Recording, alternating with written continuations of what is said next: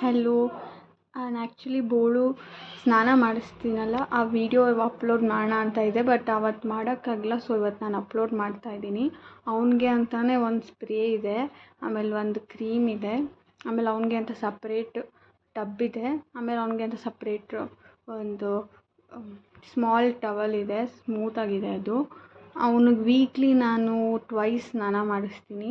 Monday ಇಲ್ಲ Sunday ಮಾಡಿಸ್ತೀನಿ. ಆಮೇಲೆ ಅದಕ್ಕೆ ಅಂತ ನೇಲ್ ಕಟರ್ ಇದೆ. ಆಮೇಲೆ ಅದಕ್ಕೆ ಅಂತ ಒಂದು ಆಯಿಂಟ್ಮೆಂಟ್ ಕೂಡ ಇದೆ. ಅವನು ಎಲ್ಲಾದರೂ ಬಿದ್ದು ಗಾಯ ಮಾಡಿಕೊಂಡಾಗ ಅದಕ್ಕೆ ಅಂತ ಡಾಕ್ಟ್ರು ಆಯಿಂಟ್ಮೆಂಟ್ ಕೊಟ್ಟಿದ್ದಾರೆ. ಅದಕ್ಕೆ ಅಂತ ಅವನಿಗೆ ಅಂತ ಒಂದು ಪೌಡ್ರ್ ಇದೆ. ಆಮೇಲೆ ಅವನದೇ ಅಂತಲೇ 1000 ರೂಪೀಸ್ ಖರ್ಚು ಮಾಡಬೇಕು ಮಂತ್ಲಿ. ಆಮೇಲೆ ಅವಳು ಬೋಳು ವೈಫ್ ಅಂದರೆ ಇನ್ನೂ ಚಿಕ್ಕವಳು, ಅವಳಿಗೆ ಅಷ್ಟು ನೀಟಾಗಿ ಗೊತ್ತಾಗಲ್ಲ ಸ್ನಾನ ಮಾಡೋದು. ಬೋಳು ಆದರೆ ಆಟಾಡ್ತಿರ್ತಾನೆ ನೀರಲ್ಲಿ. ಅವನಿಗೆ ಕೈ ಮೇಲೆ ಬಂದು ನಿಂತ್ಕೊಂಡು ಆಟಾಡೋಕ್ಕೆ ತುಂಬ ಇಷ್ಟ. ನಾನು ಬೋಳಿಗೆ ತಂದು 1.5 ಇಯರ್ ಆಯಿತು. ಒಬ್ಬನೇ ಇದ್ದಾನೆ, ಅವನು ಒಬ್ಬನೇ ಇದ್ದ. ಆಮೇಲೆ ವಜ್ಜೀಸ್ ಎಲ್ಲ ಜಾಸ್ತಿ ದಿವಸ ಇರಲ್ಲ. ಬಟ್ ಬೋಳು ಇದ್ದ 1 ವರ್ಷ. ನಮ್ಮ ಫ್ಯಾಮಿಲಿಗೆ ಅವ್ನು ತುಂಬ ಅಡ್ಜಸ್ಟ್ ಆಗಿದ್ದ.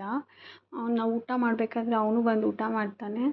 ಸೊ ನಾನು ಬೋಳು ಒಬ್ಬನೇ ಇರ್ತಾನೆ ಅಂತ ಇದೊಂದು ಹುಡುಗಿನ ತಂದೆ, ಒಂದು ಫೀಮೇಲ್. ಅವಳು ತುಂಬ ಕ್ಯೂಟಾಗಿದ್ದಾಳೆ, ಆದರೆ ಅವಳು ಅಷ್ಟು ಟೇಮ್ಡ್ ಆಗ್ತಾ ಇದ್ದಾಳೆ. ನಮ್ಮ ಮನೆಗೆ ಸ್ವಲ್ಪ ಲೇಟಾಗಿ ಅಡ್ಜಸ್ಟ್ ಆಗ್ತಿದ್ದಾಳೆ, ಬಟ್ ಅಡ್ಜಸ್ಟ್ ಆಗ್ತಿದ್ದಾಳೆ. ಬೋಳು ಅಂದರೆ ಟೋಟಲಿ ಅಡ್ಜಸ್ಟ್ ಆಗಿದ್ದಾನೆ. ನಾವು ಊಟ ಮಾಡಬೇಕಾದ್ರೆ ಬಂದು ಊಟ ಮಾಡ್ತಾನೆ, ಆಟ ಆಡ್ತಾನೆ. ಆಮೇಲೆ ಅವನ ಹೆಸರು ಅವನೇ ಹೇಳ್ಕೊತಾ ಇರ್ತಾನೆ, ಬೋಳು ಬೋಳು ಬೋಳು ಅಂತ. ಆಮೇಲೆ ಅವಳು ಜಾಸ್ತಿ ನೀರಲ್ಲಿದ್ದರೆ ನೆಗಡಿ ಆಗಿಬಿಡುತ್ತೆ. ಅಕ್ಷಿ ಅಂತ ಇರ್ತಾರೆ. ಆಮೇಲೆ ಅದಕ್ಕೆ ನೀರಿಂದ ತೆಗೆದ್ಬಿಟ್ಟೆ. ಇಬ್ರಿಗೂ ಸೇಮ್ ಟವಲ್ಲೇ ಯೂಸ್ ಮಾಡ್ತೀನಿ ನಾನು, ಯಾಕಂದರೆ ಇಬ್ಬರೂ ಸೇಮ್ ಬರ್ಡ್ಸ್ ಅಲ್ವಾ, ಅದಕ್ಕೆ.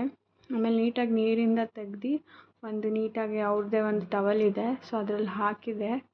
ಆಮೇಲೆ ಹಾಕಿದ ತಕ್ಷಣ ಸುಮ್ಮನೆ ಕ್ಯೂಟಾಗಿ ಕಾಣಿಸ್ತಿರ್ತಾರೆ. ಸೊ ಅದರಲ್ಲೇ ಒಂದು ಸ್ವಲ್ಪ ತಿಟ್ಟಿ ಆಮೇಲೆ ಡ್ರೈ ಎಲ್ಲ ಆದಮೇಲೆ ನೇಲ್ಸು ಎಲ್ಲ ನೀಟಾಗಿ ಕಟ್ ಮಾಡ್ತೀನಿ. ಆಮೇಲೆ ಪಿನ್ ಹೇರ್ಸ್ ಎಲ್ಲ ತೆಗಿಯೋಕ್ಕೆ ಅದರದ್ದೇ ಒಂದು ಕ್ಲಿಪ್ ಇದೆ, ಅದರಲ್ಲಿ ತೆಗಿತೀನಿ.